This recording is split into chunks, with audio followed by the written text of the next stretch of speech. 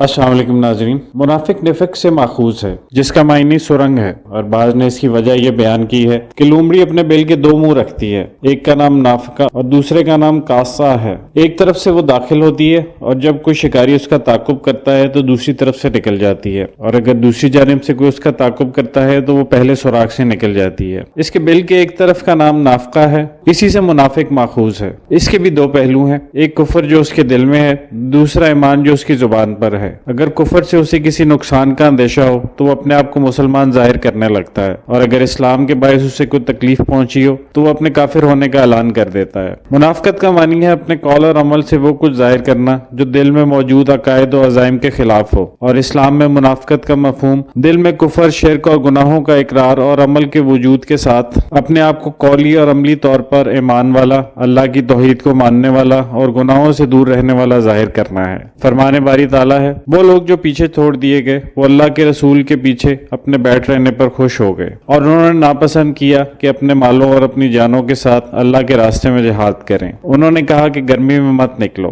कह दीजिए जहन्नुम की आग कहीं ज्यादा गर्म है, काश वो समझते होते। अल्लाह ताला ग़ज़वा तबूक में रसूलुल्लाह सल्लल्लाहु अलैहि वसल्लम और सहाबा कराम रिज़वानुल्लाह अन्हुम से पीछे रह जाने वालों की मज़म्मत करते हुए फरमाते हैं कि ये लोग रसूलुल्लाह सल्लल्लाहु अलैहि वसल्लम के चले जाने के बाद पीछे रह जाने पर खुश हो रहे थे, और इन्होंने इस बात को नापसंद किया कि वो अल्लाह की राह में निकलकर रसूलुल्लाह सल्लल्लाहु अलैहि वसल्लम के साथ अपनी जानों और अमवाल के साथ जिहाद करें। ये आपस में एक दूसरे को कह रहे थे कि सख्त गर्मी में मत निकलो, इसलिए कि ग़ज़वा तबूक के लिए रसूलुल्लाह सल्लल्लाहु अलैहि वसल्लम बहुत सख्त गर्मी के मौसम में निकले थे, जबकि उस वक्त फल तैयार थे और दरख्तों के साए बहुत ही घने और शानदार थे। अल्लाह ताला ने जहन्नुम का सबसे निचला दर्जा मुनाफिकीन यानी मुनाफिकत करने वालों का ठिकाना मुकर्रर फरमा रखा है। फरमाने बारी ताला है, यकीनन मुनाफिकीन जहन्नम के सबसे निचले दर्जे में होंगे, ख्वाह ये मुनाफिक निफाक के अकबर यानी बड़ी मुनाफिकत पर अमल करने वाले हों, या निफाक के असगर यानी छोटी मुनाफिकत पर एतकादी निफाक वाले हों,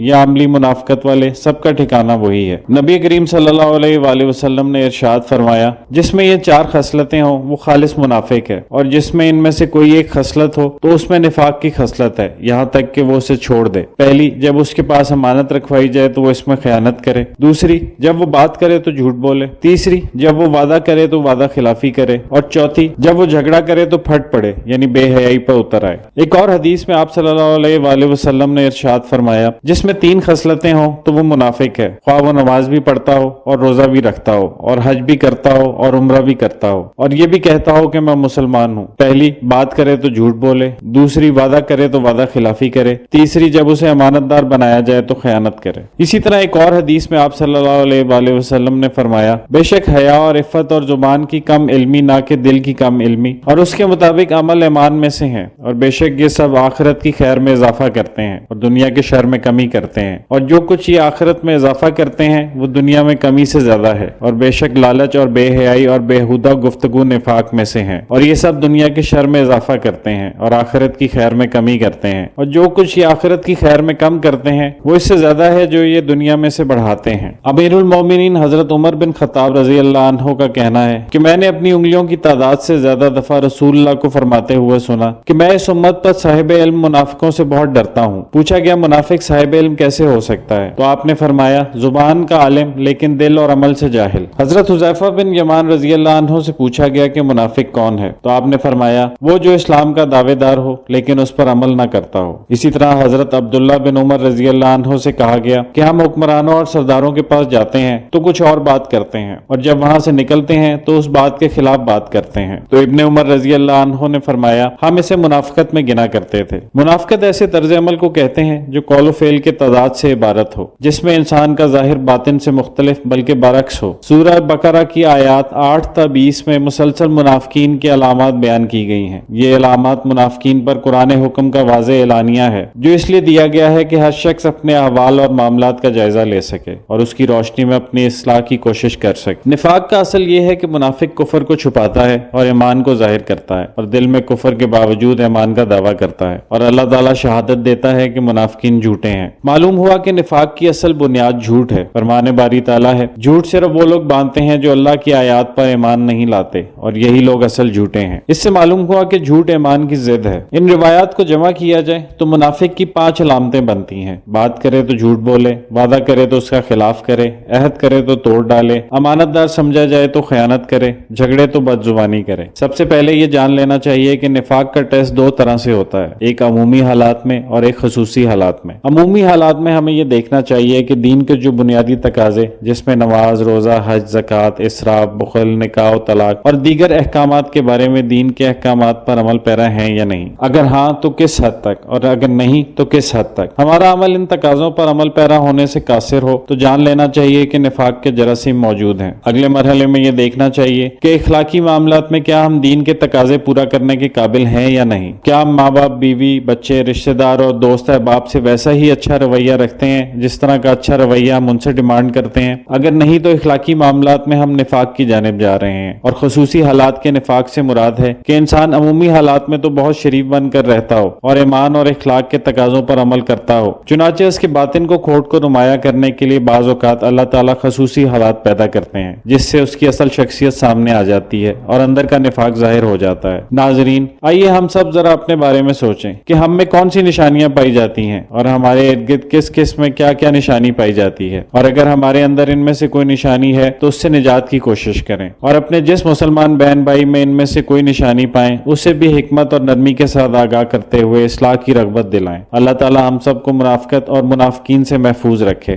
آمین۔ وآخر دعوانا الحمدللہ رب العالمین۔